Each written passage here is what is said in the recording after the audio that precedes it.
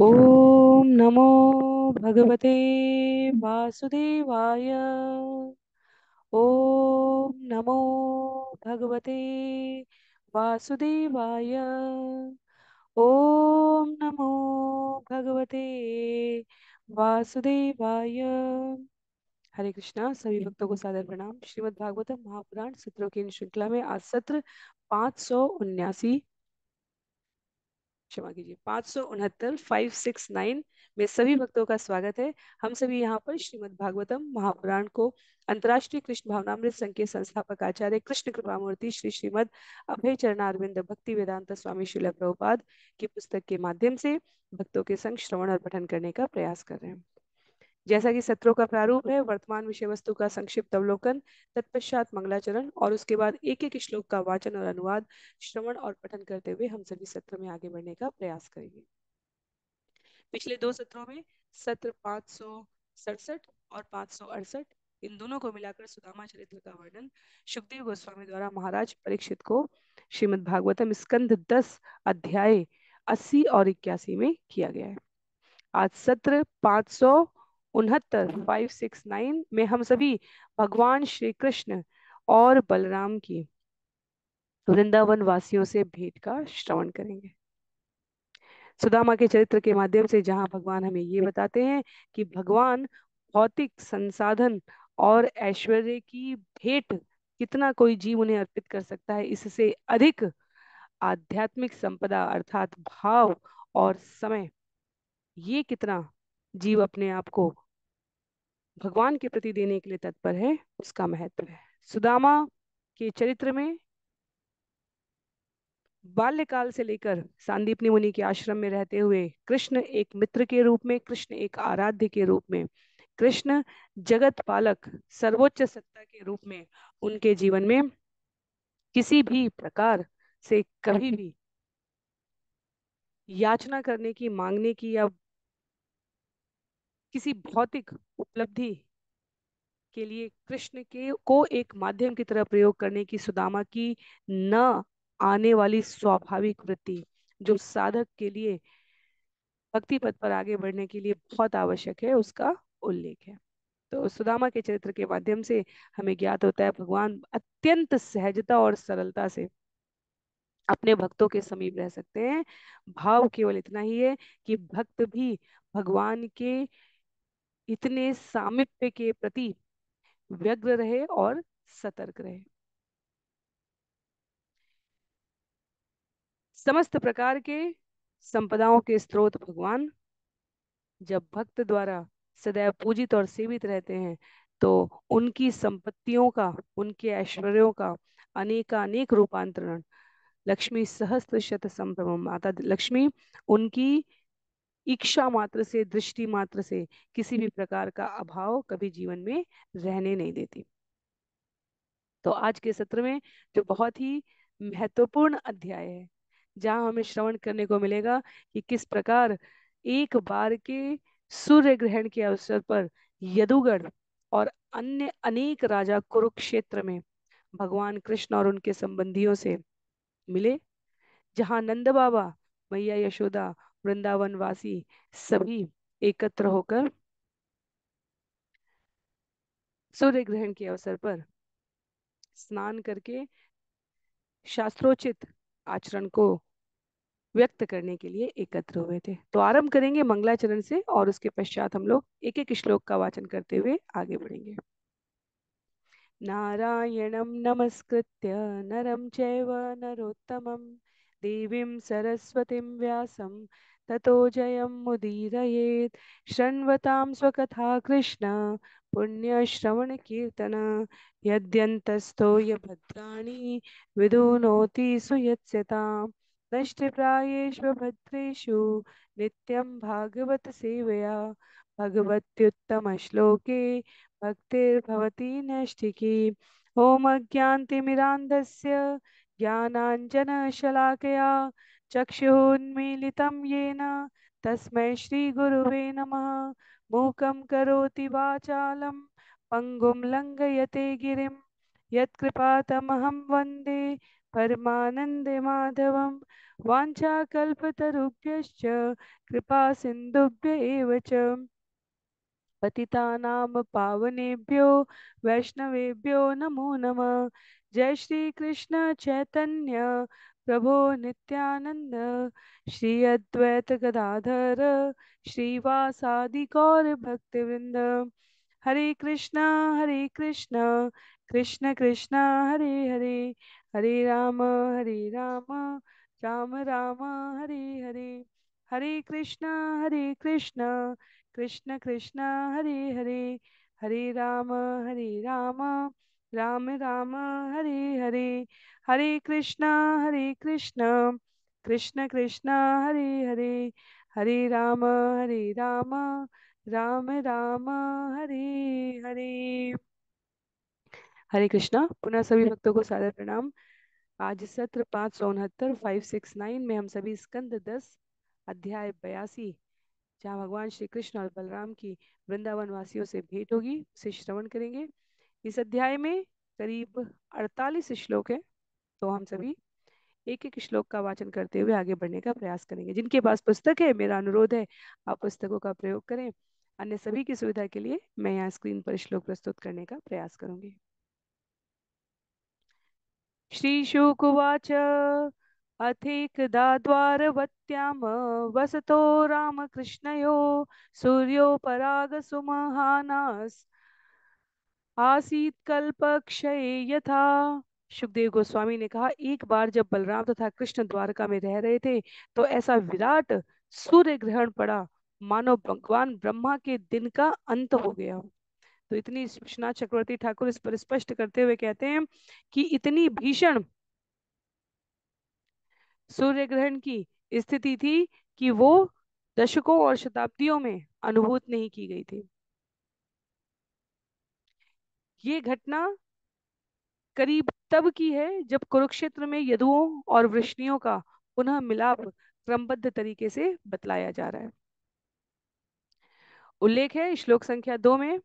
सुखदेव गोस्वामी आगे बताते हुए कहते हैं, तम ज्ञात्वा मनुजा राजन पुरस्तातेव सर्वतः समंत पंचकम क्षेत्रम ययु श्रेयो विदित्सया।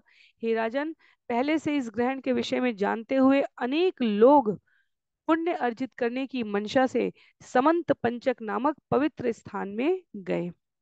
तो ये 5000 वर्ष पूर्व के वैदिक ज्योतिर्विद सूर्य तथा चंद्र के गति की भविष्यवाणी करने वाले वेदताओं का कथन है।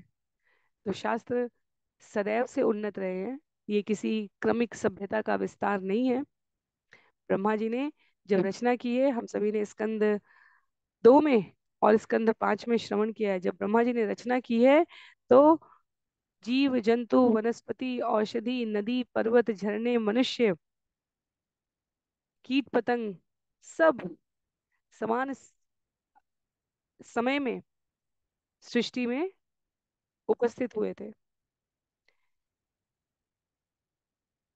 तो किसी सभ्यता विशेष से हम वानरों से विकसित मनुष्य हैं, इस प्रकार के सिद्धांत का जो वर्तमान में कथित विज्ञान में पढ़ाया जाता है, उसका खंडन स्वयं वर्तमान के विभिन्न वैज्ञानिकों द्वारा, अनुसंधानों द्वारा, आचार्यों द्वारा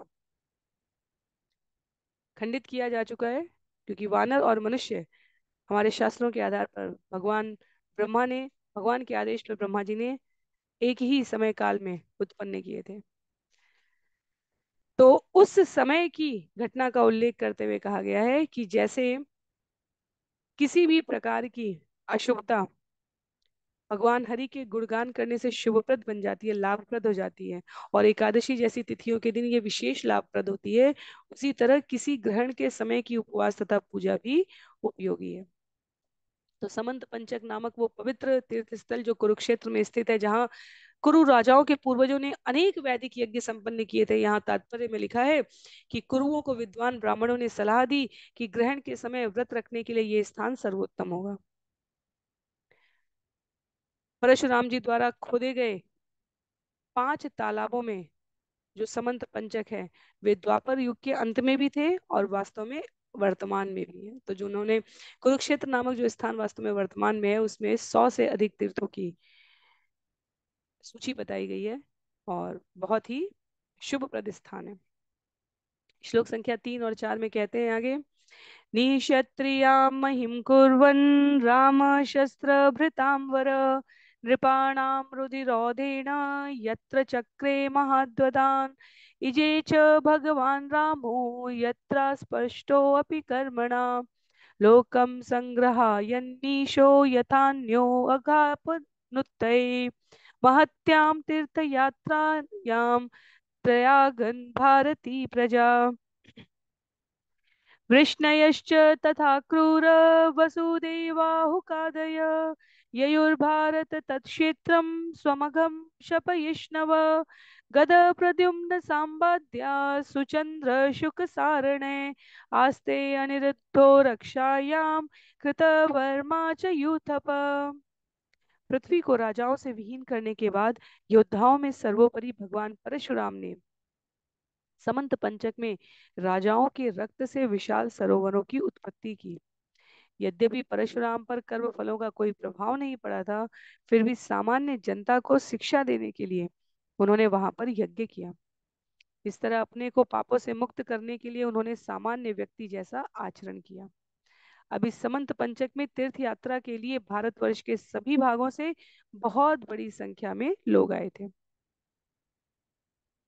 हे भरतवंशी, इस तीर्थ स्थल में आए हुए लोगों में अनेक वृष्णिजन यथा गद प्रद्युम्न तथा सांब अपने अपने पापों से छुटकारा पाने के लिए आए थे। अक्रूर वसुदेव आहुक तथा अन्य राजा भी वहां गए थे। द्वारका की रक्षा करने के लिए सुचंद्र शुक तथा सारण के साथ अनिरुद्ध एवं उन्हीं के साथ उनकी सहस्त्र सेनाओं के नायक कृतवर्मा भी रह गए थे। तो सशस्त्र सेनाओं के नायक कृतवर्मा, अनिरुद्ध, सुचंद्र शुक और शारण द्वारका में रुके थे। और उल्लेख आता है अक्रूर वसुदेव आहक गद प्रद्युम्न साम्न, ये सभी अनेक अन्य परिवारी जनों के साथ यहाँ समंत पंचक में आ गए थे। अनिरुद्ध वास्तव में जो भगवान श्री कृष्ण के पौत्र हैं, उन अपने मूल स्वरूप में वे दिव्य लोक श्वेत दीप के रक्षक के रूप में भगवान विष्णु का आदि रूप है। तो श्री विश्वनाथ चक्रवर्ती ठाकुर कहते हैं ये उचित ही है कि अनिरुद्ध वहां पर प्रतीक्षा कर रहे थे सबके वापस आ जाने के लिए। ते रथे देवधिष्णयाभे हये च तरलप्लवे गजे नद्ददभि अभ्राभे नृभि विद्याधरद्युभि व्यरोचन्त महातेजा पथि काञ्चन मालिन दिव्यस्त्रक्वस्त्र सन्नाहा कलत्रैखेचरा इव। बलशाली यदुगण बड़ी शान से मार्ग से होकर गुजरे। उनके साथ साथ उनके सैनिक थे जो स्वर्ग के विमानों से होड़ लेने वाले रथों पर, ताल ताल पर पग रखकर चल रहे घोड़ों पर तथा बादलों जैसे विशाल एवं चिंगाड़ते हाथियों पर सवार थे। उनके साथ दैवी विद्याधरों के ही समान तेजवान अनेक पैदल सिपाही भी थे। सोने के हारों तथा फूल की मालाओं से सज्जित एवं कवच धारण किए हुए यदुगण दैवी वेशभूषा में इस तरह शोभा दे रहे थे कि जब वे अपनी पत्नियों के साथ मार्ग पर आगे बढ़ रहे थे तो ऐसा लग रहा था मानो आकाश मार्ग से होकर देवतागण उड़ रहे हों। तो इस यात्रा का उल्लेख है कि किस प्रकार सभी सम्मानित, सभी पराक्रमी, सभी सामर्थ्यशाली तत्कालीन समय के राज परिवारों में धर्म की, सनातन की, संस्कृति की, मूल्यों की रक्षा और उनका पालन करने की प्रवृत्ति कितनी अधिक थी। सभी यहाँ समंत पंचक नामक स्थान पर एकत्र हो रहे हैं। तत्र स्नात्वा महाभाग उपोष्य सुसमाहिता ब्राह्मणेभ्य ददूधेनु वासस्त्रकृक्म मालिनी। समंत पंचक में संत स्वभाव वाले उन यादवों ने स्नान किया और फिर अत्यंत सावधानी के साथ उपवास रखा। तत्पश्चात उन्होंने ब्राह्मणों को वस्त्रों, फूल मालाओं तथा सोने के हारों से सज्जित गौवें दान में दी। तो जिन जिन क्रियाविधियों की आवश्यकता है उनको संपादित किया जा रहा है। राम हृदयेषु विधिवत पुनराप्लुत्य वृष्णय ददः स्वन्नं द्विजाक्षेभ्य कृष्णेनो भक्तिरस्त्विति। तत्पश्चात वृष्णि वंशियों ने शास्त्रीय आदेशों के अनुसार एक बार फिर परशुराम के सरोवरों में स्नान किया और उत्तम कोटि के ब्राह्मणों को अच्छा भोजन कराया। उन्होंने उस समय यही प्रार्थना की, हमें भगवान श्री कृष्ण की भक्ति प्राप्त हो। तो ये द्वितीय स्नान यहाँ पर लिखा है कि उनके उपवास की समाप्ति का द्योतक था। और स्मरण रखना चाहिए हमें यहाँ पर कि भगवान के भक्त और साधक जिस देश काल परिस्थिति में जिन प्रकार के कर्मकांडों का देवी देवताओं की उपासना का समायोजन भी करते हैं, उसका लक्ष्य इस भौतिक जगत की कोई संपत्ति, इस भौतिक जगत का कोई आश्रय मांगना नहीं है, अपितु यहाँ लिखा है प्रार्थना क्या की, हमें भगवान श्री कृष्ण की भक्ति प्राप्त। तो माननीय अतिथियों को जैसे किसी सभागार में, किसी आयोजन में सम्मानित करते हुए भी जो मुख्य अतिथि हैं वो अपने मूल अधिकार के साथ, अपने मूल सम्मान के साथ अधिष्ठित होते हैं, वैसे ही भगवान हमारे जीवन के मुख्य अतिथि हैं। अन्य सबका सम्मान करते हैं, हमारा लक्ष्य मुख्य अतिथि की प्रसन्नता होना चाहिए। तो यहाँ पर कर्मकांड सभी प्रकार के किए जा रहे हैं जो शास्त्र में वर्णित है, पर उसका लक्ष्य क्या है? प्रार्थना है कि भगवान आपकी, कृष्ण की हमें भक्ति प्राप्त हो जीवन में। स्वयं च तत् अनुज्ञाता वृष्णय कृष्ण देवता भुक्तो उपविविशु कामं स्निग्धक्षाया अगंग्रिपंग्रिषु। फिर अपने एकमात्र आराध्य देव भगवान कृष्ण की अनुमति से वृष्णियों ने कलेवा किया और फुर्सत में होने पर शीतल छाया प्रदान करने वाले वृक्षों के नीचे बैठ गए। तो सभी एकत्र हुए थे। प्रथम दिन उपवास रखने के समय स्नान किया और द्वितीय दिवस पर उपवास कर समाप्त होने के पश्चात स्नान किया। उसके पश्चात कलेवा करने के लिए, प्रसाद पाने के लिए वो सभी एकत्र होकर वृक्ष की शीतल छाया में बैठ गए। तत्रागतान्ते दद्दशु सुयत् संबंधिनो नृपान् मत्स्यो उशीनर कौशल्य विदर्भ कुरु संजयान काम्बोज कैकयान मद्रान कुंतिन आनर्त केरलान अन्यांच एव आत्मपक्षीयान् परांच शतशो नृप नंदादीन सुहृदय गोपान गोपी च उत्कंठिताचिरम। यहाँ उल्लेख है, यादवों ने देखा कि वहां पर आए अनेक राजा उनके पुराने मित्र तथा संबंधी मत्स्य, उशीनर, कौशल्य, विदर्भ, कुरु, सृंजय, काम्बोज, कैकय, मद्र, कुंती तथा आनर्त एवं केरल देशों के राजा थे। उन्होंने अन्य सैकड़ों राजाओं को भी देखा जो स्वपक्षी तथा विपक्षी दोनों ही थे। इसके अतिरिक्त हे राजा परीक्षित, उन्होंने अपने प्रिय मित्रों नंद महाराज तथा गौलों और गोपिकाओं को देखा जो दीर्घ काल से चिंतित होने के कारण दुखी थे। तो सभी का वहां पर आगमन हुआ है, सभी एकत्र हुए हैं। उल्लेख आता है, अन्योन्य संदर्शन हर्ष रन्हसा प्रोत्फुल्लहित्वक्त्र सरोरुहश्रिय आश्लेष्य गाढ़ं नयनेस्त्रवज्जला यस्य त्वच्रुद्धगिरो ययुर्मुदम्। जब एक दूसरे को देखने की अत्यधिक हर्ष से उनके हृदय तथा मुख कमल नवीन सौंदर्य से खिल उठे तो पुरुषों ने एक दूसरे का उल्लास पूर्वक आलिंगन किया। अपने नेत्रों से अश्रु गिराते हुए रोमांचित शरीर वाले तथा रूधी वाणी से होकर उन्होंने उत्कट आनंद का अनुभव किया है। तो अपने नित्य जगत में सदा निवास करने वाले पार्षदों का यहाँ भौतिक जगत में पुनः मिलन, वृंदावन से द्वार, मथुरा से द्वारका, द्वारका से सभी प्रकार के राजनैतिक कूटनीतिज्ञ कार्यों को करने में मग्न भगवान जो वृंदावन वासियों की सदैव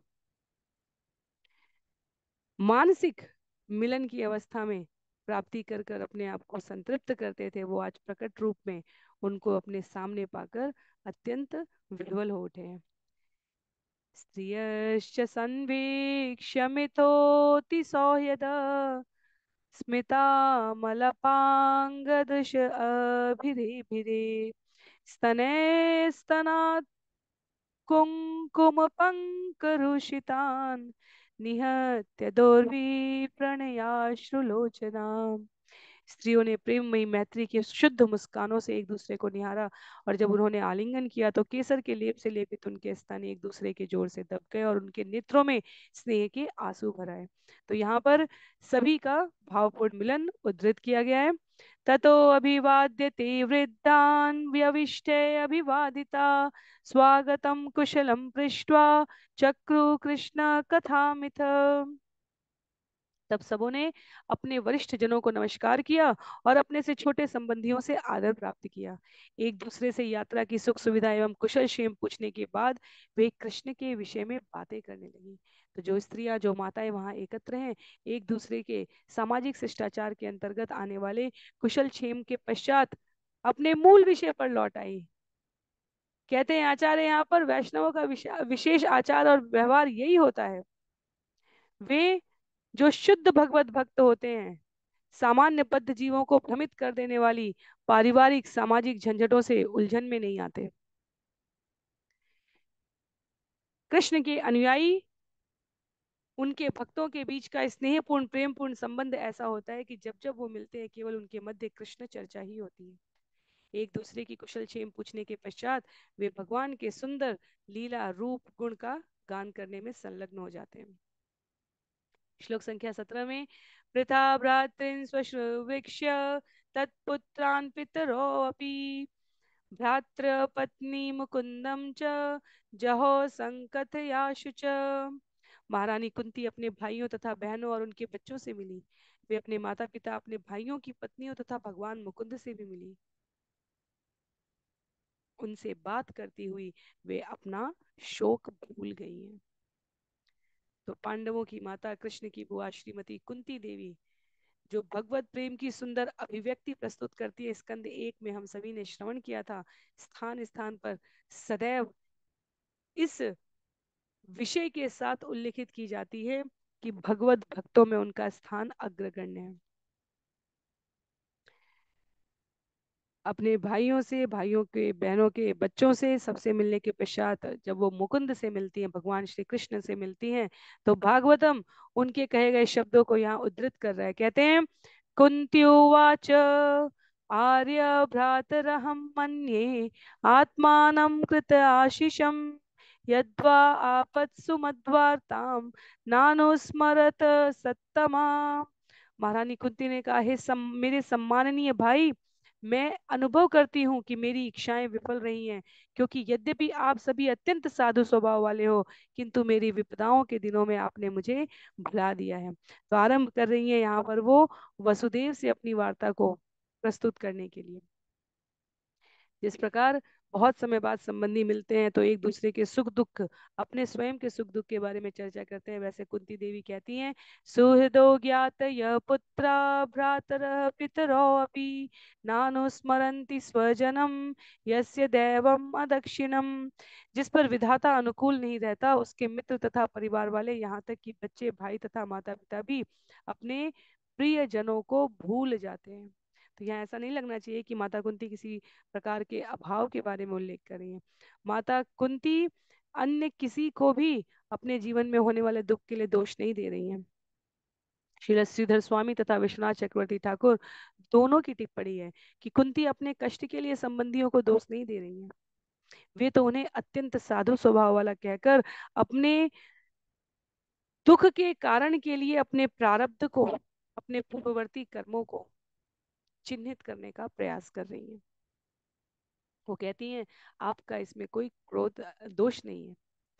पर वसुदेव, भगवान श्री कृष्ण के पिता, वो इसे व्यक्तिगत जिम्मेदारी के रूप में लेते हैं। कहते हैं, श्री वसुदेव उवाच अम्ब माँ असमान असुये था देव क्रीडन न कानन अम्ब माँ असमान न असूयेता देव क्रीडन कान ईशस्य हि वशे लोक कुरुते कार्यते अथवा अम्ब मा अस्मान् असूयेथा देव क्रीडन् कान्नरान् ईशस्य हि वशे लोक कुरुते कार्यते अथवा।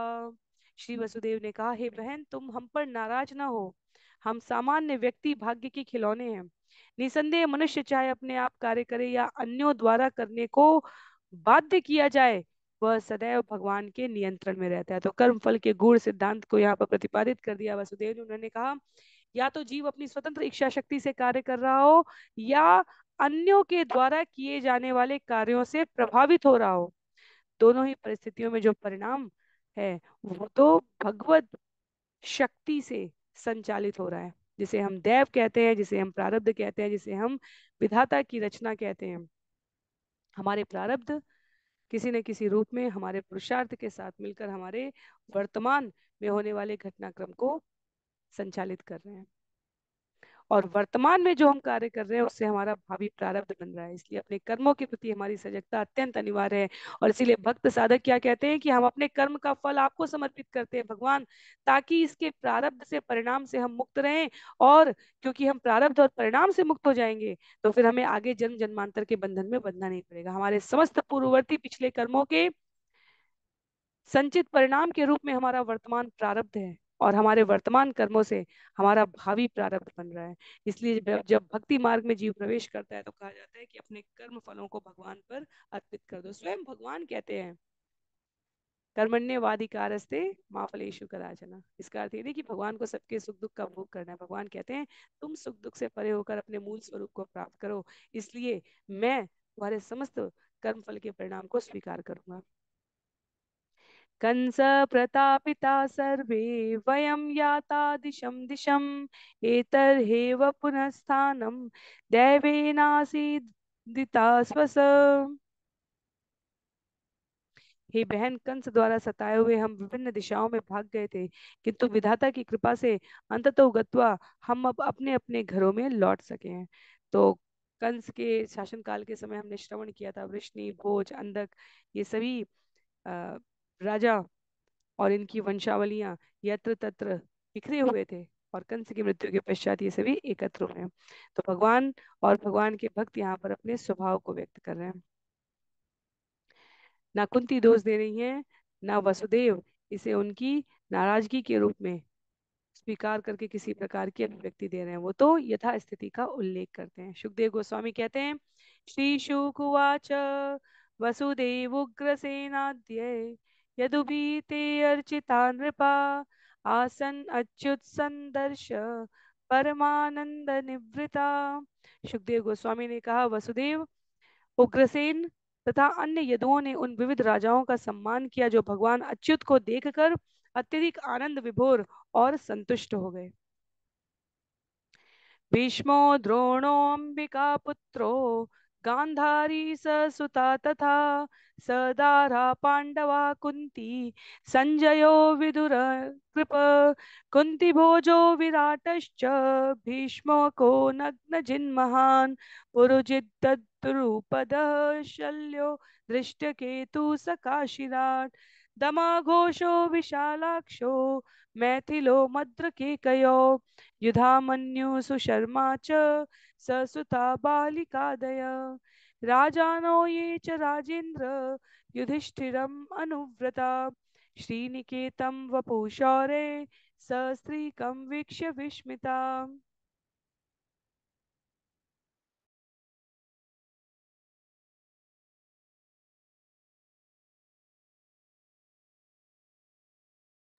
कहते हैं यहाँ पर हे राजाओं में श्रेष्ठ परीक्षित, भीष्म, द्रोण, धृतराष्ट्र, गांधारी तथा उनके पुत्र, पांडव तथा उनकी पत्नियां, कुंती, संजय, विदुर, कृपाचार्य, कुंती भोज, विराट, भीष्मक, महान, नग्नजीत, पुरुजित, द्रुपद, शल्य, धृष्टकेतु, काशीराज, दमघोष, विशालाक्ष, मैथिल, मद्र, केकय, युधामन्यु, सुशर्मा, बालीक तथा उसके संगी, और उन सबों के पुत्र एवं महाराज युधिष्ठिर के अधीन अन्य अनेक राजा, ये सारे के सारे अपने समक्ष समस्त ऐश्वर्य तथा सौंदर्य के धाम अपनी पत्नियों के साथ खड़े भगवान श्री कृष्ण के दिव्य रूप को देखकर चकित हो गए। तो ये घटना है जहाँ सभी संबंधी बंधु बांधव एकत्र हैं, और विषय है कि भगवान श्री कृष्ण की उपस्थिति से जो उत्पन्न दिव्यता तेज है उसके प्रकाश में सभी संबंधी अत्यधिक आह्लादित और आश्चर्यचकित हो गए। श्लोक संख्या 27 में इस पूरे मिलन समारोह का अगला क्रम बताते हुए कहते हैं सुखदेव गोस्वामी, अथ ते राम कृष्णाभ्याम सम्यक प्राप्त समर्हणा प्रशंसु मुदा युक्ता वृष्णि न कृष्ण परिग्रहान। जब बलराम तथा कृष्ण उदारता पूर्वक उनका आदर कर चुके तो ये राजा अतीव प्रसन्नता एवं उत्साह के साथ श्री कृष्ण के निजी संगियों की प्रशंसा करने लगे जो वृष्णि कुल के सदस्य थे।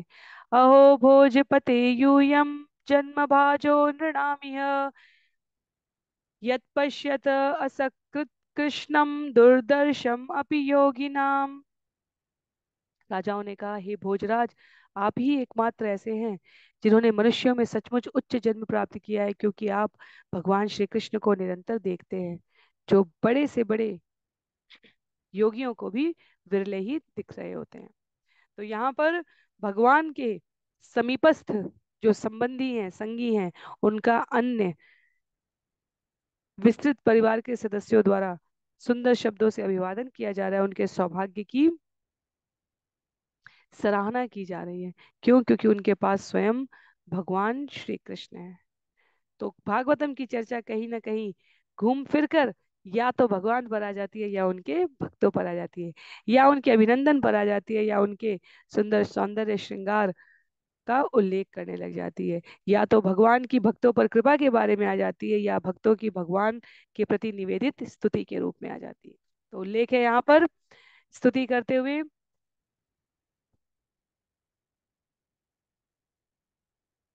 यद्विश्रुति श्रुतिनुते दमलं पुनाति पादावनि जनपयश्च वचश्च शास्त्रम् बहुकालभर्जित भगापि यदङ्घ्रिपद्म स्पर्शोत्थ शक्ति अभिवर्षति नोऽखिलार्था तद्दर्शन स्पर्शनानुपथ प्रजल्प शय्यासनाशन सयोन सपिंड बंध येषां गृहे निरयवर्त्मनि वर्ततां व स्वर्गापवर्ग विरमा स्वयमास विष्णु।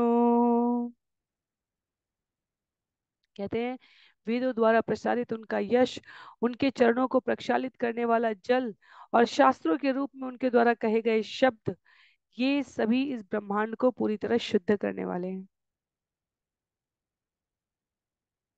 यद्यपि काल के द्वारा पृथ्वी का सौभाग्य नष्ट भ्रष्ट हो चुका था, किंतु उनके चरण कमलों के स्पर्श से उसे पुनः जीवन दान मिला है। अतः पृथ्वी हमारी समस्त इच्छाओं की पूर्ति की वर्षा हम पर कर रही है। जो विष्णु स्वर्ग तथा मोक्ष के लक्ष्यों को भुलवा देते हैं, वे आपके साथ वैवाहिक और रक्त संबंध स्थापित कर चुके हैं। अन्यथा आप लोग गृहस्थ जीवन के नारकीय पथ पर विचरण करते हैं। निसंदेह ऐसे संबंध होने से आप लोग उन्हें देखते हैं, उनका स्पर्श करते हैं, उनके साथ चलते हैं, उनसे बातें करते हैं, उनके साथ लेटकर आराम करते हैं, उठते बैठते हैं और भोजन करते हैं। तो वृष्णिवंशियों के सौभाग्य की सराहना हो रही है यहाँ पर अन्य संबंधी द्वारा। भक्तों का स्वभाव ही यही, भक्त ईर्ष्या नहीं करता, भक्त अन्य भक्त की प्रगति देखकर द्वेष नहीं करता, भक्त दोष दर्शन नहीं करता। जब श्रीमती राधा रानी के आश्रय में, संरक्षण में अन्य गोपिकाएं, अन्य मंजरी, अन्य प्रकार के सेवक भगवान की सेवा करने के लिए उद्धृत होती है, तो राधा रानी बड़ी प्रसन्न होती है। इसलिए राधा रानी समस्त भक्तों में वैष्णव शिरोमणि, भक्तों की उच्चतम मानक, जिसे हम उदाहरण के रूप में दे सकें, वो श्रीमती राधा रानी है। और जब हम शास्त्र का समय के अध्ययन करते हैं, आचार्यों से इसे परंपरा में श्रवण करते हैं, तो हमें ये समझ अत्यंत सरलता से विकसित हो जाती है कि वास्तव में श्रीमती राधा रानी जो भगवान विभु के वैभव की अंतरंगा शक्ति हैं, उनका मूल कही गई है। इसलिए जब इस प्रकार के प्रश्न होते हैं कि जब भगवान श्री कृष्ण और राधा रानी के संबंधों पर प्रश्न किए जाते हैं, ऐसे प्रश्न निहायत ही भौतिक वृत्ति से प्रेरित हैं। जिन्होंने आध्यात्मिक दर्शन से, आध्यात्मिक तृप्ति के भाव से, आध्यात्मिक जिज्ञासा के भाव से शास्त्र अध्ययन, श्रवण और पठन किए हैं, उन्हें इसमें कोई भ्रम नहीं है कि श्री कृष्ण और श्री राधा ने विवाह किया या नहीं किया, किया तो क्यों किया और नहीं किया तो क्यों किया। उनका और भगवान का संबंध, समस्त वृंदावन वासियों के साथ भगवान का संबंध ऐसे भक्तों को, साधकों को विदित होता है। यहाँ पर भक्त प्रशंसा कर रहे हैं एक दूसरे की, भगवान के इस सामीप्य की, विशिष्टता का, इस निकटता का।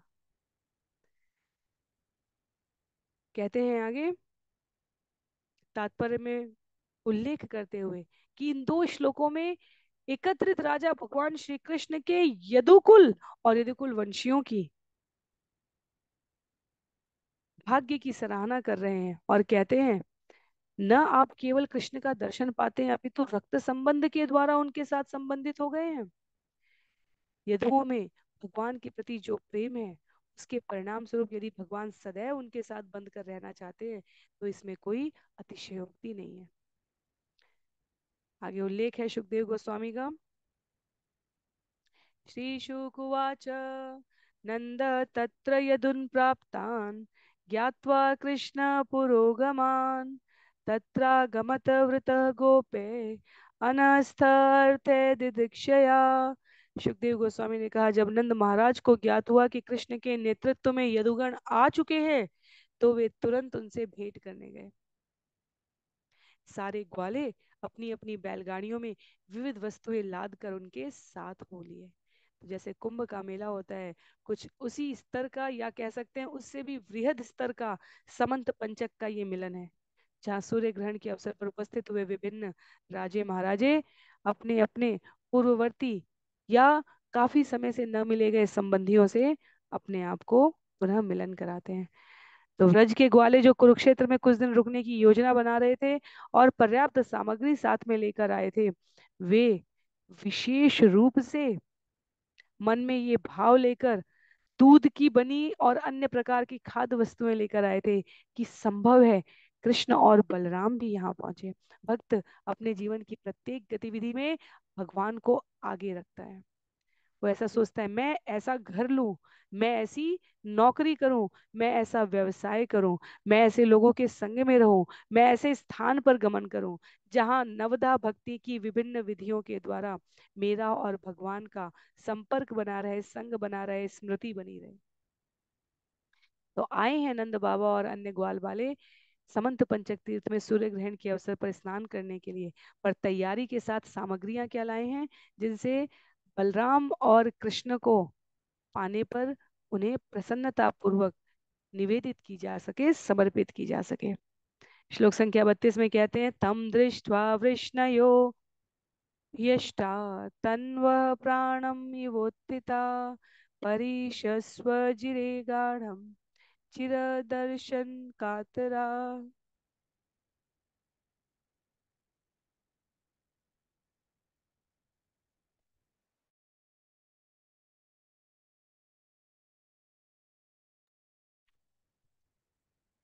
नंद को देखकर सारे वृष्टि प्रसन्न हो उठे और इस तरह खड़े हो गए मानो मृत शरीरों में फिर से प्राण संचार हो गया हो। दीर्घ काल से न देखने के कारण अधिक कष्ट का अनुभव करते हुए उन्होंने नंद का प्रगाढ़ आलिंगन किया है। वसुदेव परिष्वज्य समप्रीत प्रेम विह्वल स्मरन् कंस कृतान् क्लेशान् पुत्र न्यासम च गोकुले। वसुदेव ने बड़े ही हर्ष से नंद महाराज का आलिंगन किया है। प्रेम विह्वल होकर वसुदेव ने कंस द्वारा पहुंचाए गए कष्टों का स्मरण किया है, जिसके कारण उन्हें अपने पुत्रों को उनकी रक्षा के लिए गोकुल में छोड़ने के लिए बाध्य होना पड़ा था। तो वो पूर्व स्मृतियां आ गई कैसे वसुदेव और देवकी भारी भारी लोहे की शलाकाओं में जंजीरों से बंधे हुए कंस के अत्याचारों को अत्यंत सहनशीलता के साथ सहन कर रहे थे, इस प्रतीक्षा में कि पुत्र, संबंधी, मित्रगण ये सभी विधाता की इस प्रतिकूल परिस्थितियों में सुरक्षित बने रहें और समयांतर पर पुनः जब भी अनुकूलता आए तब हम इस जीवन के इन ऐश्वर्यों को अनुभूत कर सकें। तो वसुदेव और देवकी ने साधारण कष्ट नहीं सहे हैं, इसमें कोई संशय नहीं है। और कंस के उस समय काल की स्थितियों को याद करके वसुदेव और अधिक विह्वल हो गए। कृष्ण रामो परिष्वज्य पितरो अभिवाद्य च न किंचनो उचतु प्रेम्णा शाश्रु कंठो कुरुद्वः। हे कुरुओं के वीर, कृष्ण तथा बलराम ने अपने पोषक माता पिता का आलिंगन किया और उनको नमन किया, लेकिन प्रेमाश्रुओं से उनके गले इतने रुंध गए थे कि वे दोनों कुछ भी नहीं कह पाए। तो जहां वसुदेव ये कृतज्ञता स्मरण करके कि कैसे नंद बाबा ने उनके दोनों पुत्रों को अपने से भी अधिक बढ़कर स्नेह दिया, सुरक्षित रखा, सम्मान दिया, एक सुंदर स्वस्थ बाल्य अवस्था प्रदान की, वहीं कृष्ण और बलराम अपने पालक पिता को प्राप्त करके माता पिता दोनों का आलिंगन करके इतने विह्वल हो गए। तो दोनों पक्ष प्रतिपक्ष में ये जो भाव विनिमय है, ये कृष्ण को केंद्र में रखकर है। और ऐसा ऐसा जो भाव विनिमय है हमने श्रवण किया है, उपदेशामृत में बताया गया है कि 6 प्रकार के संबंध अत्यंत गूढ़ और निकटस्थ लोगों के साथ ही रखना चाहिए। वहां उल्लेख आता है, कौन सा संबंध है वो? उपहार लेना और देना, भोज्य पदार्थों का, सामग्रियों का विनिमय करना, अपनी रसोई से बना हुआ भोजन अन्यों को देना और अन्यों के साथ अन्यों के रसोई का भोजन स्वीकार करना। तो लेन देन का व्यापार व्यापार व्यापार व्यवहार, चाहे वो उपहार के रूप में हो चाहे भोज्य पदार्थ के रूप में। और तीसरा कहा है, चाहे गूह्य रहस्यों को बताना हो, अपने रहस्य। और रहस्य में ऐसा कोई कोई बहुत तिलिस्म का रहस्य नहीं है, सभी के कुछ ना कुछ अपनी व्यक्तिगत सूचियां होती हैं जिसकी गोपनीयता वो बनाकर रखना चाहते हैं। तो उपदेशामृत हमें बताता है कि गूढ़ रहस्य सदैव अत्यंत विश्वसनीय लोगों के बीच में विनिमय किया जाना चाहिए। जिस क्षण हमारा रहस्य हमारे मुख से निकल जाता है, उस क्षण उसकी गोपनीयता के बारे में हम अपने आप को सुनिश्चित नहीं कर सकते। तो खान पान का संबंध, उपहार लेन देन का संबंध और अपनी बातें बताने का संबंध, ये अत्यंत विश्वसनीय लोगों के बीच में होना चाहिए। कृष्ण भावनामृत में, इस्कॉन में वरिष्ठ आचार्यों के द्वारा, विद्वत जनों के द्वारा सदैव जब भी इस्कॉन के किसी केंद्र में हम प्रवेश करें या वहां रहने वाले नियमित निवासियों को इस संबंध में पुनः पुनः पुनः स्मृति कराई जाती है कि भौतिक जगत से की जो गल्प करने की प्रवृत्ति है, एक की बात दूसरे से, दूसरे की बात तीसरे से और अन्यों से कहने की प्रवृत्ति है, जब हम कृष्ण भावनामृत में, इस्कॉन के केंद्र में, संस्थान में, जब अपने घर में भगवान को केंद्र में रखकर जीवन यापन करने लगे, तो हमें ऐसी प्रवृत्ति से अपने आप को पूरी तरह निवृत्त कर लेना चाहिए। तो इन 6 प्रकारों के स्मरण की यहाँ आवश्यकता इसलिए है क्योंकि नंद बाबा, मैया यशोदा, कृष्ण बलराम से वसुदेव और देवकी और अन्य वृष्णिजन इस प्रकार यदुवंशियों से मिल रहे हैं। तौ आत्म आसनमारोप्य बाहुभ्यां परिरम्भ्य च यशोदा च महाभागा सुतौ विजहतु शुच। तौ आत्म आसनमारोप्य बाहुभ्यां परिरम्भ्य च यशोदा च महाभागा सुतौ विजहतु शुच।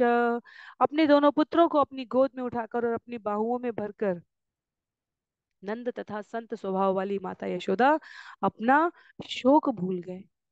तो कितने समय से प्रतीक्षा की है नंद बाबा और मैया यशोदा ने, कभी उद्धव गए हैं, कभी बलराम जी गए हैं, पर कृष्ण से मिलने की आस बनी रही है।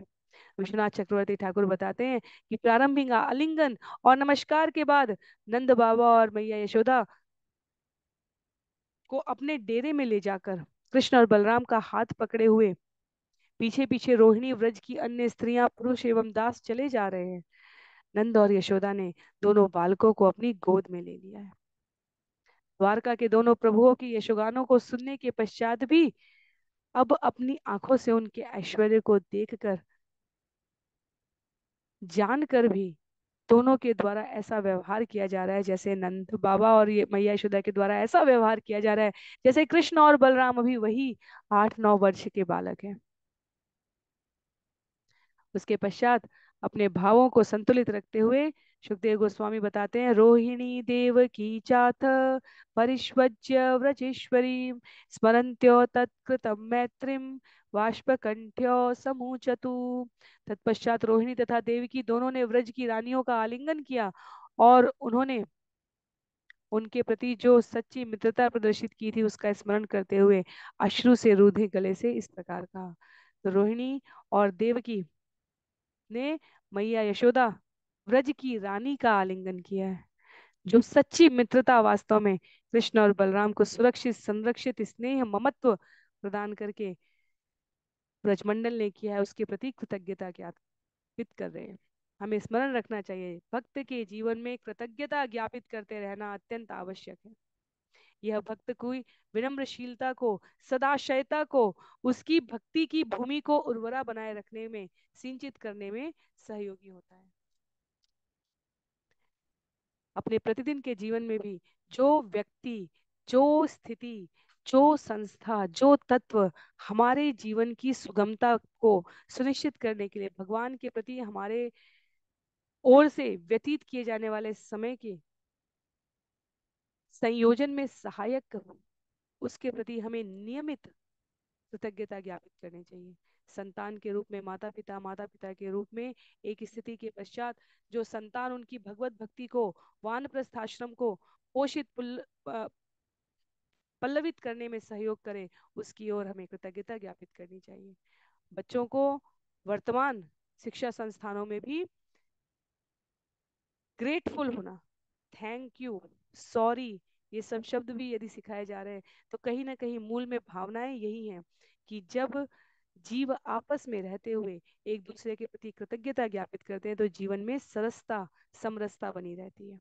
यहाँ पर रोहिणी देवकी मैया यशोदा से बातें करने लगी। वसुदेव, नंद बाबा, उग्रसेन और अन्य वरिष्ठ यदुओं से मिलने लगे और इन बातों के मध्य सुखदेव गोस्वामी कहते हैं, रानियां कहती हैं, का विस्मरे तवाम मैत्रीम अनिवृत्ताम व्रजेश्वरी अवाप्यपि ऐन्द्रमैश्वर्यम यस्यानेह प्रतिक्रिया।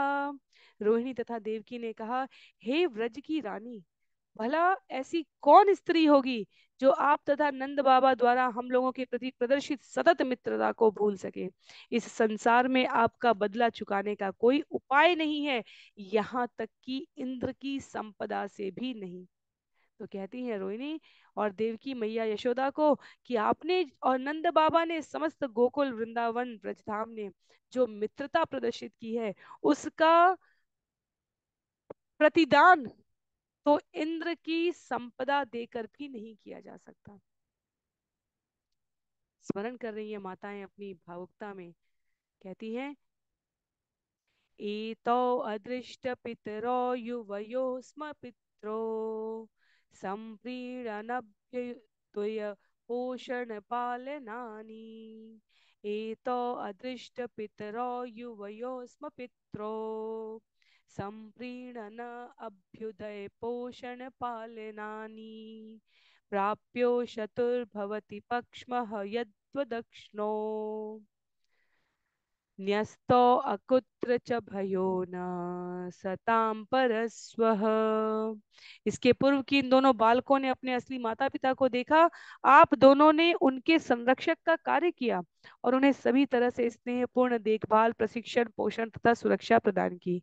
हे उत्तम नारी, वे कभी भी डरे नहीं, क्योंकि आप उनकी वैसे ही रक्षा करती रही जिस तरह पल के आंखों की रक्षा करती हैं। निसंदेह आप जैसी संत स्वभाव वाली नारियां कभी भी अपनों और परायों में कोई भेदभाव नहीं करती। तो विश्वनाथ चक्रवर्ती ठाकुर कहते हैं कि मैया यशोदा के प्रति देवकी और रोहिणी का ये कृतज्ञता भरा भाव है। उन्होंने कहा, कृष्ण और बलराम को तो पता भी नहीं था कि वास्तव में उनके माता पिता कौन है। तो तात्विक दृष्टि से, आध्यात्मिक दृष्टि से कृष्ण और बलराम को सब कुछ पता था। तथापि लौकिक दृष्टि ना कहकर यदि हम इसे आत्मिक दृष्टि कहें, स्नेह भरी दृष्टि कहें, तो दोनों माताएं विचार करती हैं कि जब उन्हें अपने माता पिता भी नहीं पता थे तब भी व्रज में उनका भेजा जाना, ब्रजवासियों द्वारा उनको अपना मानना, यशोदा द्वारा उनकी संरक्षिका के रूप में पूरे समय उनकी सुरक्षा, उनकी कुशलता के विषय में चिंतन करना, ये कोई साधारण कृत्य नहीं है। भैया, आप अकारण ही इतनी कृष्ण कृपा की पात्र नहीं हुई। आपका स्वभाव जन्म जन्मांतर से इतना ममत्व भरा रहा कि भगवान तो यूं ही आपके समीप आने के लिए व्याकुल हो उठे। कहते हैं सुखदेव गोस्वामी आगे इन सुंदर शब्दों के साथ, माताएं आपस में संवाद कर रही थी। नंद बाबा, उग्रसेन, वसुदेव, ये सब अपना संवाद कर रहे थे, और इस बीच में गोप्यश्च कृष्णमुपलभ्य चिरादभीष्टम् यत्प्रेक्षणे दशिशुपक्ष्मकृतं शपन्ति दिग्भिः हृदि कृतम् अलम् परिरभ्य सर्वा तद्भावमापु अपि नित्ययुजां दुरापम्।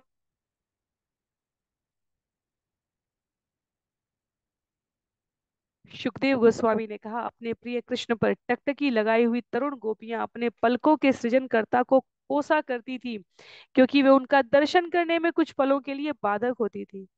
अब दीर्घकालीन विषयों के बाद कृष्ण को पुनः देखकर उन्हें अपनी आंखों के द्वारा ले जाकर उन्होंने अपने हृदय में बिठा लिया और वहां उनका जी भरकर आलिंगन किया। इस तरह वे उनके आनंद में ध्यान में पूरी तरह निमग्न हो गई। यद्यपि योग विद्या का निरंतर अभ्यास करने वालों को ऐसी तल्लीनता प्राप्त कर पाना कठिन होता है। तो योग विद्या वाले कैसे भगवान को प्राप्त करते हैं? स्मरण से, ध्यान से।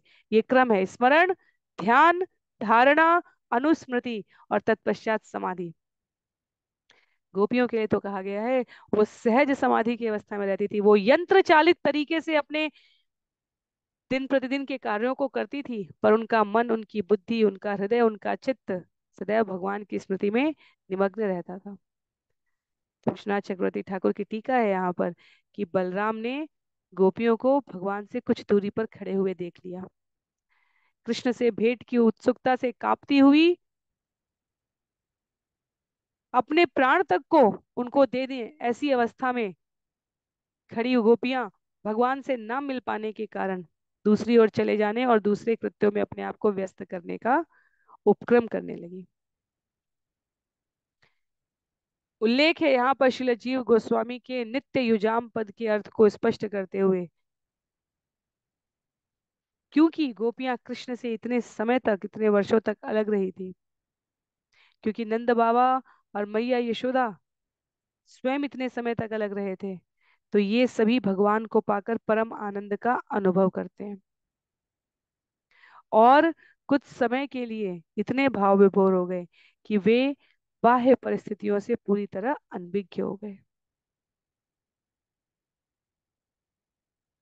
भगवान श्री कृष्ण को क्या ये भान नहीं है कि गोपियां उनको स्मरण कर रही हैं? आचार्य लिखते हैं, सबके हृदय में उपस्थित होने वाले भगवान ने प्रत्युत्तर में मन ही मन सभी गोपियों के हृदय में उपस्थित होकर उनका अभिवादन किया है, अभिनंदन किया है, आलिंगन किया है। श्लोक संख्या 40 में इन भावों को आगे बढ़ाते हुए सूर्य ग्रहण के अवसर पर मिले हुए सभी संबंधी जनों के बारे में बताते हुए कहते हैं, भगवान तास्तथा भूता विविक्त उपसंगत आश्लिष्यानामयम् पृष्ट्वा प्रसन्न इदम अब्रवीत।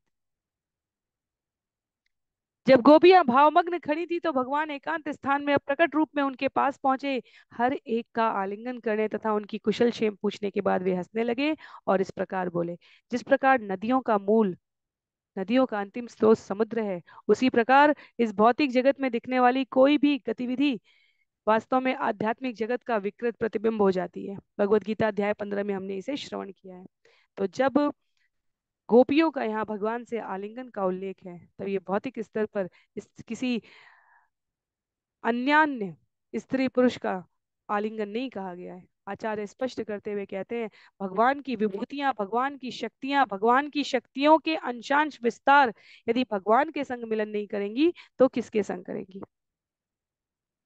भगवान ने उनको देखा और फिर उनको प्रकट रूप में संबोधित करते हुए कहते हैं, अपि स्मरत न सख्य स्वानामर्थ चिकीर्षया गतान चिरायतान शत्रु पक्ष क्षप्पण चेतस। भगवान कृष्ण ने कहा, हे सखियों, क्या अब भी तुम लोग मेरी याद करती हो?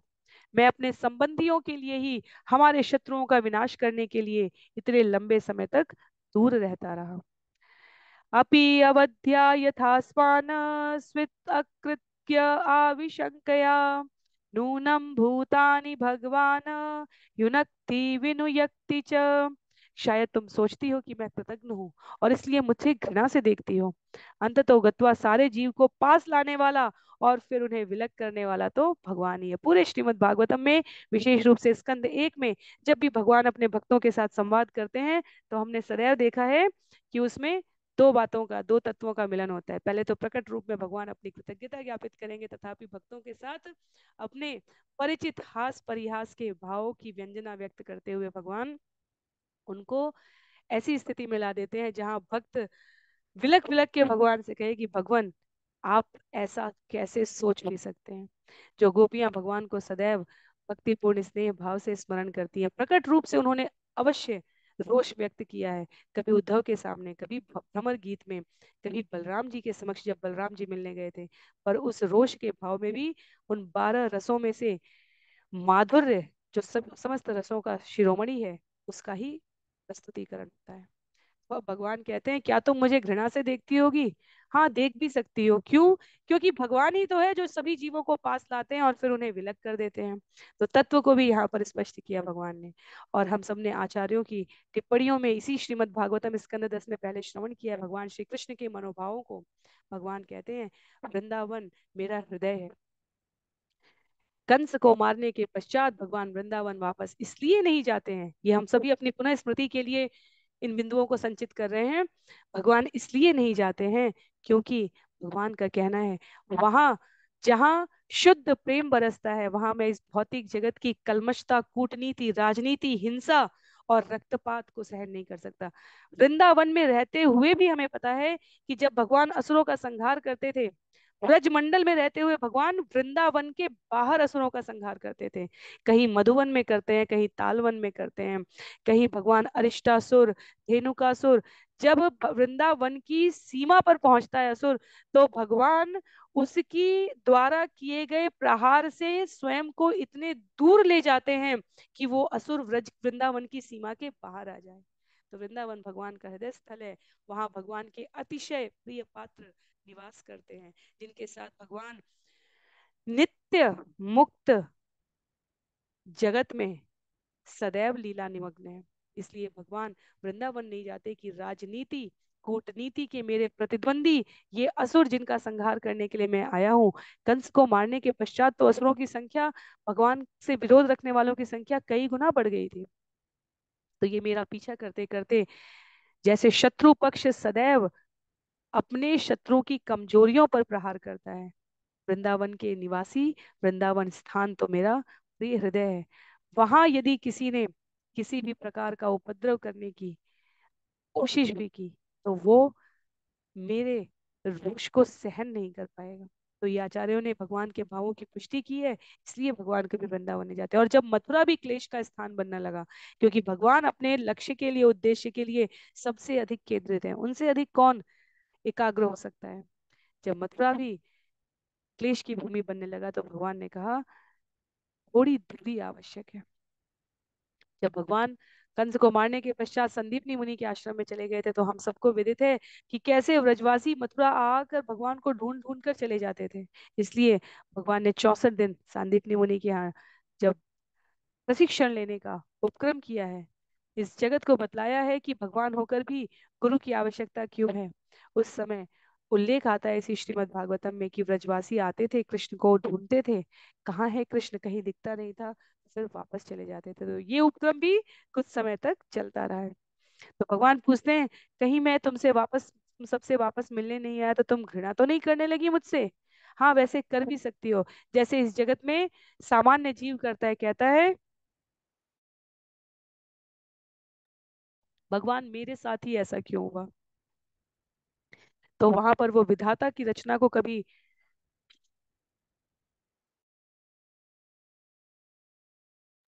कभी विधाता की रचना को कोसने लगता है, कभी विधाता के निर्णयों में दोष दर्शन करने लगता है। क्यों? क्योंकि भगवान इस जगत के जीवों को प्रतीकात्मक रूप से ऐसा लगता है मिलाते हैं और फिर विलग कर देते हैं। इसमें जीव का अपना कर्मफल है, तभी वो भगवान को कोसने लगता है। तो भगवान कह रहे हैं कहीं मेरी अकृतज्ञता से तुम नाराज तो नहीं हो। रंच भर भी मैंने कभी तुम्हारी प्रत्यक्ष रूप से चिंता नहीं की।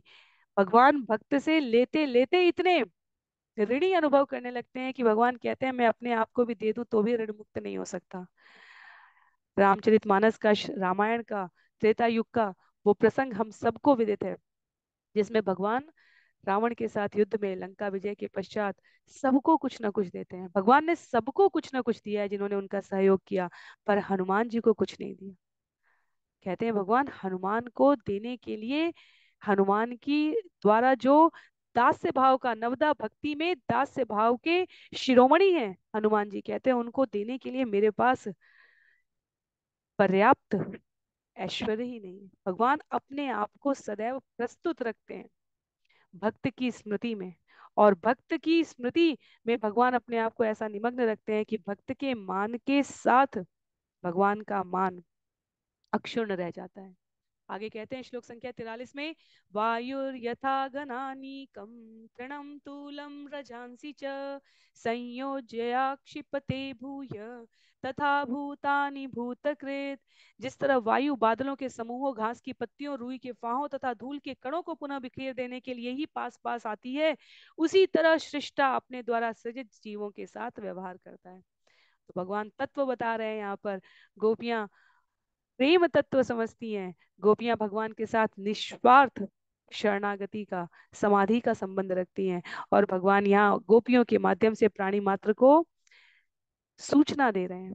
इस भौतिक जगत में बादलों का समूह, घास की पत्तियां, रुई के फाह, धूल के कण, इन सब को वायु कभी बिखेर देती है, कभी समीप ले आती है।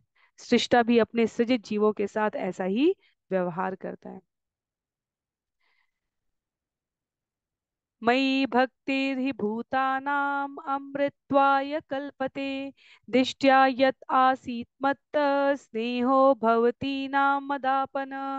कोई भी जीव मेरी भक्ति करके शाश्वत जीवन प्राप्त करने के लिए सुयोग बन जाता है, किंतु तुम लोगों ने अपने सौभाग्य से मेरे प्रति ऐसी विशेष प्रेममय प्रवृत्ति विकसित कर ली है कि जिसके द्वारा तुम सबों ने मुझे प्राप्त कर लिया है।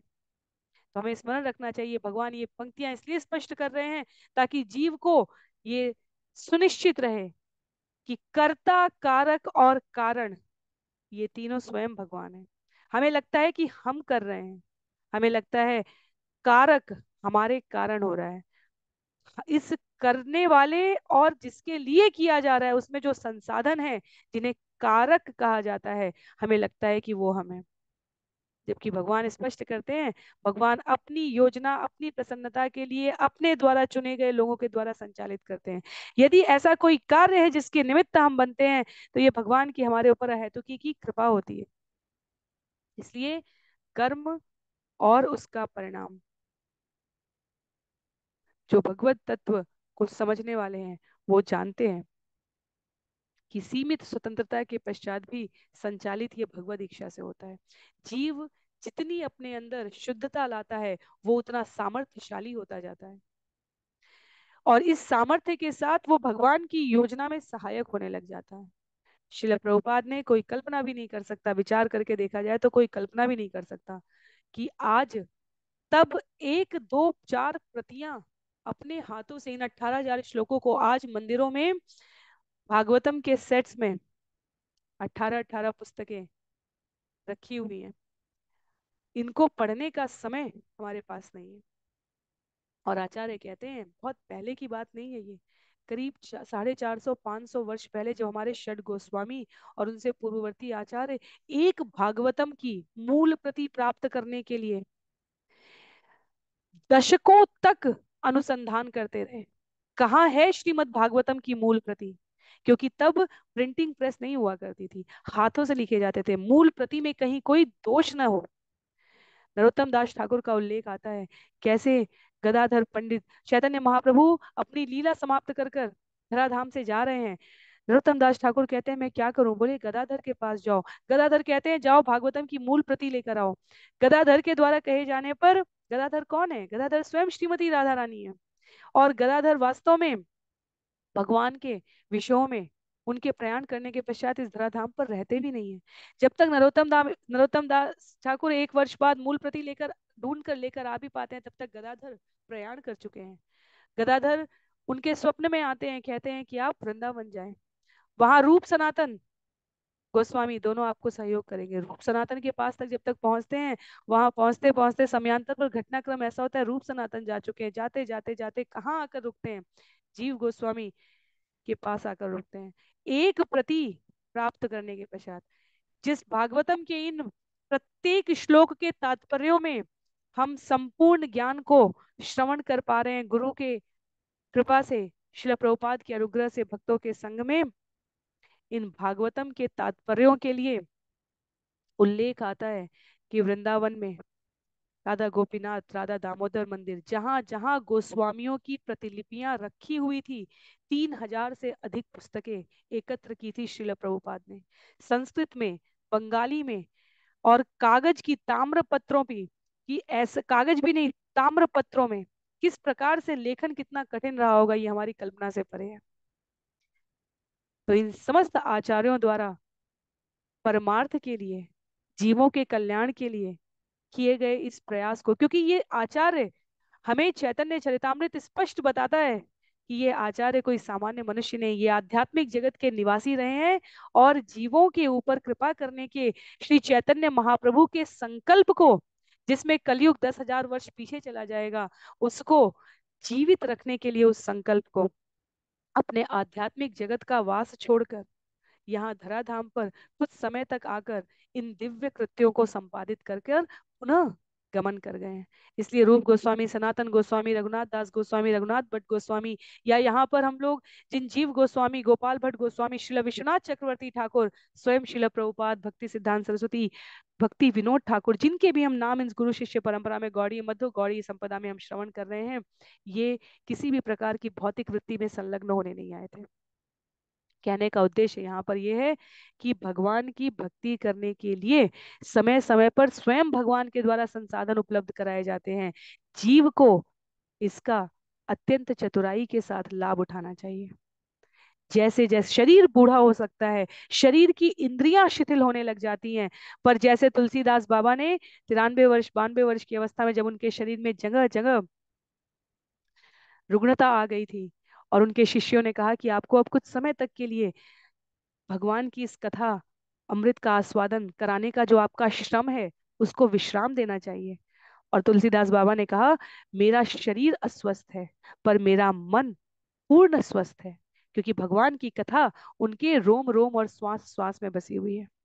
तो हमें अपने जीवन में इन आचार्यों का स्मरण करना, इनके प्रति कृतज्ञता ज्ञापित करना भी भक्ति मार्ग के प्रति एक अग्रसरित बढ़ाया जाने वाला कदम है। इसलिए जब भी इन आचार्यों का अवतरण दिवस होता है, तिरोभाव दिवस होता है, हम इनकी कृत्यों को स्मरण करते हैं। ये एक कृतज्ञता है इस बात का अनुभव करने के लिए समय निकालकर कि इन आचार्यों ने हमें क्या नहीं प्रदान कर दिया है इस जगत में।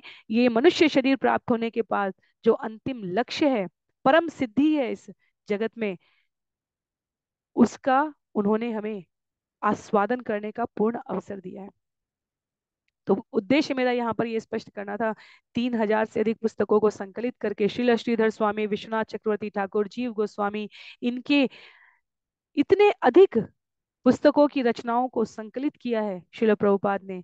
और तब अपने अतीव व्यस्ततम दिनचर्या में रात्रि में उठकर 2 घंटे विश्राम करते थे, 1.5 से 2 घंटे विश्राम करते थे श्रील प्रभुपाद। और विश्व के किसी भी क्षेत्र में, किसी भी स्थान पर हो, अत्यधिक सर्दी में हो, अत्यधिक गर्मी में हो, मध्य रात्रि से, उल्लेख आता है 1-1:30 बजे मध्य रात्रि से वो लिखना और रिकॉर्ड करना आरंभ कर देते थे। और ये उनकी व्यस्ततम दिनचर्या में ये कभी भी खंडित नहीं हुआ। तब आज हम इन 18,000 श्लोकों के इन क्रमबद्ध अध्ययन को इतने प्रामाणिक स्तर पर श्रवण कर पा रहे हैं। तो वो कृतज्ञता ज्ञापित करने के इस अवसर का लाभ हमने लिया, जहाँ देवियां व्रज शिरोमणि यशोदा मैया के प्रति कृतज्ञता कर रही हैं, जहाँ वसुदेव नंद बाबा के प्रति कृतज्ञता कर रहे हैं, जहाँ भगवान श्री कृष्ण प्रत्यक्ष और अप्रत्यक्ष रूप से अपनी नित्य संगिनी, अपनी शक्तियों का विस्तार स्वरूप मूर्ति मंत्र शरीर धारण की हुई गोपियों के प्रति अपनी कृतज्ञता ज्ञापित कर रहे हैं। वो कहते हैं मैं ईश्वर हो सकता हूँ, पर यहाँ विश्वनाथ चक्रवर्ती ठाकुर की टिप्पणी है, तुम्हारे प्रेम व्यापार से मैं तुम्हारे द्वारा पहले से विजित हूँ। भगवान अपने भक्तों के समक्ष कभी भी विजेता नहीं बनते, बल्कि भक्तों को विजेता बनाते हैं, क्योंकि भक्तों के मान बढ़ने से भगवान का तो स्वतः ही मान बढ़ रहा है। श्लोक संख्या 45 में अंतिम कुछ श्लोक हैं इस अध्याय के। अहम ही सर्वभूतानाम आदि अंतो अंतरम बहि भौतिका नाम यथाखम वा भूवायु ज्योति अंगना। हे स्त्रियों, मैं सारे जीवों का आदि तथा अंत हूँ, और मैं उनके भीतर तथा बाहर उसी तरह विद्यमान हूँ जिस तरह आकाश, जल, पृथ्वी, वायु तथा अग्नि समस्त भौतिक वस्तुओं के आदि एवं अंत हैं, और उनके भीतर बाहर विद्यमान रहते हैं। पूरे प्रकरण में हमने ये दर्शन किया है कि लीला समझने से पहले, भगवान के लीला का पान करने से पहले उनके गुणों को तत्व सहित समझना आवश्यक है। भगवान की उपस्थिति कोई सस्ती नहीं है। भगवान और गोपियों का प्रसंग, स्कंद 10 का प्रसंग, ये भगवान की बाल्य रूप से लेकर युवावस्था से लेकर इस धराधाम से गमन करने तक की कथा सहज है। भक्ति सहज है, पर सस्ती नहीं है। भगवान की कथा सस्ती नहीं है। भगवान का जो प्राकट्य है, भगवान का जो उद्भव है, और भगवान की यहाँ गोपियों से जो संवाद की ये प्रस्तुति है, ये स्मरण कराने के लिए है कि आदि अंत भीतर बाहर सर्वत्र भगवान अपने मूल स्वरूप के साथ विद्यमान है। जिस जीव के मस्तिष्क की जैसी पात्रता है, उसके अनुसार वो भगवान के साथ संबंध स्थापित कर सके, इसके लिए भगवान अपने बारे में ये परिचय स्मरण करा रहे हैं। श्लोक संख्या 46 में कहते हैं आगे उल्लेख करते हुए, एवं हेतानि भूतानि भूतेषु आत्म आत्मना तत उभयं मयि अथ परे पश्यता भातम अक्षरे। इस तरह समस्त उत्पन्न की गई वस्तुएं सृष्टि के मूलभूत तत्वों के भीतर निवास करती हैं और अपने असली स्वरूप में बनी रहती हैं, किंतु आत्मा सारी सृष्टि में व्याप्त रहता है। तुम्हें इन दोनों ही को, भौतिक सृष्टि तथा आत्मा को, मुझ अक्षर ब्रह्म के भीतर प्रकट देखना चाहिए। ये भी भगवान का गोपियों को त्रास देने का एक तरीका है। उद्धव गए थे तो बड़े बड़े ब्रह्म दर्शन, सिद्धांत, सांख्य, निराकार की व्याख्या करने लगे। यहाँ भगवान भी प्रतीक्षारत गोपियों के साथ अपने विराट स्वरूप की, अपने अक्षर स्वरूप की, अपने ब्रह्म मूलभूत तत्व की व्याख्या कर रहे हैं। भगवान को ज्ञात है, गोपियों को इन सारे ज्ञान में से किसी में रुचि नहीं है। गोपियां भगवान के साथ अपनी सहजता के साथ उस स्तर पर हैं जहां वो स्वतः सभी प्रकार के ज्ञान का मूल अंतिम लक्ष्य क्या है, अपने आप को भगवान के साथ सेवक के मूल संबंध में जानते हुए उनकी सेवा में संलग्न रहना। और गोपियां जन्म जन्मांतर से साधनारत जीव हैं, वो तो स्वतः ही भगवान की सेवा में सदैव अपने आप को प्रवृत्त रखती हैं। तथापि भगवान चुटकी लेते हैं, भगवान किंचित गोपियों को त्रास देते हैं ऐसी निराकार, शुष्क, वेद दर्शन, सिद्धांत की बातें करके। कहते हैं मुझे भौतिक सृष्टि, आत्मा, बहुत अक्षर ब्रह्म के भीतर प्रकट रूप में तुम्हें देखना चाहिए। भगवान स्पष्ट करते हैं कि वास्तव में इन विषयों को श्रवण करने से पहले हमें भगवान की सार्वभौमिकता का परिचय होना चाहिए। सुखदेव गोस्वामी कहते हैं इस अध्याय को, इस विषय को यहाँ आगे प्रस्तुत करते हुए, श्री शुकुवाच आध्यात्म शिक्षया गोप्य एवं कृष्णेन शिक्षिता तत् अनुस्मरण ध्वस्त जीवकोशा तमोद्यगन। सुखदेव गोस्वामी ने कहा, कृष्ण द्वारा आध्यात्मिक विषयों में शिक्षा दिए जाने पर गोपियां मिथ्या अहंकार के समस्त कलुषों से मुक्त हो गई, क्योंकि वे उनका निरंतर ध्यान करती थी। वे उनमें अपनी गहन निमग्नता के कारण उन्हें पूरी तरह समझ सकी। ये जो मिथ्या अहंकार का समस्त कलुष है, जिसके लिए कहा जा रहा है कि गोपियां मुक्त हो गई, उल्लेख करते हैं यहाँ पर श्रील प्रभुपाद के लीला पुरुषोत्तम भगवान श्री कृष्ण पुस्तक में, कि वास्तव में गोपियां जीव के उस स्वरूप का यहाँ प्रदर्शन कर रही हैं, जो आत्म तत्व रूप में तो सदैव मुक्त है, पर कभी कभी अपने आप को इस भौतिक जगत के बंधन में आवृत्त पाकर किसी के भी साथ अपने परिचय को केवल शरीर तक सीमित न रखें। तो गोपियां भगवान की इन शिक्षाओं के लिए माध्यम बने। जैसे भगवत गीता, अर्जुन भगवान के नित्य सखा है, नर नारायण रूप में वो सदैव भगवान के साथ रहते हैं, पर माध्यम बने हैं सामान्य जीवों को जीवन जीने की आचार संहिता सिखाने के लिए। उसी प्रकार गोपियों के माध्यम से भगवान ने यहाँ जीवों को उनके मूल स्वरूप में भगवान के साथ संबंध समझने का माध्यम चुना है। करीब अंतिम श्लोकों की श्रृंखला में हम लोग यहाँ पर श्लोक संख्या 48 में आहुष्यते नलिन नाभ पदारविंदम योगेश्वरे हृदि विचिन्त्य मगाध बोधे संसार कूप पतितोत्तरण अवलंबम गेहम जुषामपि मनसी उदीयात् सदा न। गोपियां इस प्रकार बोली, हे कमलनाथ प्रभु, आपके चरण कमल उन लोगों के लिए एकमात्र शरण है जो भौतिक संसार रूपी गहरे कुएं में गिर गए हैं। आपके चरणों की पूजा तथा ध्यान बड़े बड़े योगी तथा प्रकांड दार्शनिक करते हैं। हमारी यही इच्छा है कि ये चरण कमल हमारे हृदयों के भीतर उदित हो। यद्यपि हम सभी गृहस्थ कार्यों में व्यस्त रहने वाली सामान्य प्राणी मात्र हैं। तो यहाँ पर गोपियों के माध्यम से जीव की क्या भगवान से प्रार्थना होनी चाहिए उसका उल्लेख है। घर, परिवार, संपत्ति, इस जगत के विभिन्न संबंधों के प्रति हमारी अनुरक्ति, हमारा लगाव उत्तरदायित्व के रूप में होना चाहिए। हृदय की मलिनता दूर हो जाती है जब हम अपने जीवन के प्रत्येक कार्य को भगवान के द्वारा सौंपा गया उत्तरदायित्व समझकर निर्वहन करते हैं। कहते हैं यहाँ पर आचार्य कि गोपियां अपने विनीत भावों को प्रस्तुत करते हुए कहती हैं, भगवान हम तो साधारण हैं, हमने तो लौकिक शिष्टाचार जितनी शिक्षा भी नहीं प्राप्त की है, तथापि आप हमारे ऊपर सदैव से अत्यधिक कृपालु रहे हैं। कभी आप स्वयं रहे, कभी अपने निकटस्थ मित्रों के माध्यम से, कभी हमारे अंतःस्थल में प्रेरणा देकर आपने हमें हमारे जीवन लक्ष्य के प्रति सदैव एकाग्र चित्त रखा। न तो हम भौतिक उत्थान की कामना करती हैं, न आध्यात्मिक मोक्ष की कामना करती हैं। वास्तव में गोपियां ही नहीं, भगवान के किसी भी भक्त ने कभी भी भगवान से मोक्ष नहीं मांगा। भक्त कभी मोक्ष नहीं मांगता, मुक्ति नहीं मांगता। मुक्ति में भगवान का प्रत्यक्ष संसर्ग नहीं होता। मुक्ति में भगवान भगवान भगवान की भक्त प्रत्यक्ष सेवा नहीं कर सकता।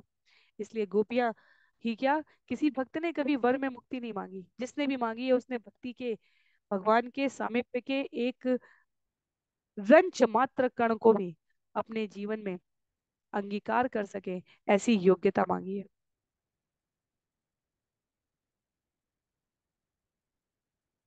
आगे स्कंद 10 का उद्धरण श्रील प्रभुपाद ने यहाँ यही तात्पर्य में दिया है, जिसमें कहा गया है, न किंचित साधवो धीरा भक्त ये कांतिनो मम वांक्षयंतपि मया दत्तम कैवल्यम पुनर्भवम। मेरा भक्त इतना संत स्वभाव और गंभीर बुद्धि का होता है कि सदैव मेरे ऊपर आत्मसमर्पण करके रहता है। उसकी बुद्धि कभी भी मुझसे विचलित नहीं होती।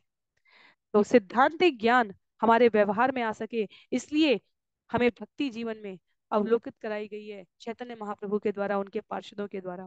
पूरे स्कंद 10 का वास्तव में मूल क्या है, भगवान श्री कृष्ण के श्री चरणों में हमारा ध्यान रहे, इसके लिए हम उनका नाम लें और अपने जीवन के समस्त कामों को उनकी सेवा समझकर उनके चरणों में परिणाम स्वरूप अर्पित कर दें। आज के लिए ये अध्याय और इसके साथ ही ये सत्र समाप्त हो रहा है। इस प्रकार श्रीमद् भागवतम के 10वें स्कंद के अंतर्गत वृंदावन वासियों से कृष्ण तथा बलराम की भेंट नामक 82वें अध्याय के श्रील भक्ति वेदांत स्वामी प्रभुपाद के विनीत सेवकों द्वारा रचित तात्पर्य पूर्ण हुए। तो मेरी सभी से विनम्र प्रार्थना है कि हम सभी परस्पर एक दूसरे के लिए भगवान के श्री चरणों में इन कथा, इन वृत्तांतों, इन सत्रों को श्रवण करने के पश्चात व्यवहारिक रूप से अपने वृत्ति को अग्रसरित कर सकें, ऐसी प्रार्थना करेंगे। श्रील प्रभुपाद की जय, श्रील गुरुदेव की जय, अनंत कोटि वैष्णव वृंद की जय, श्रीमद् भागवतम महापुराण की जय। हरे कृष्ण।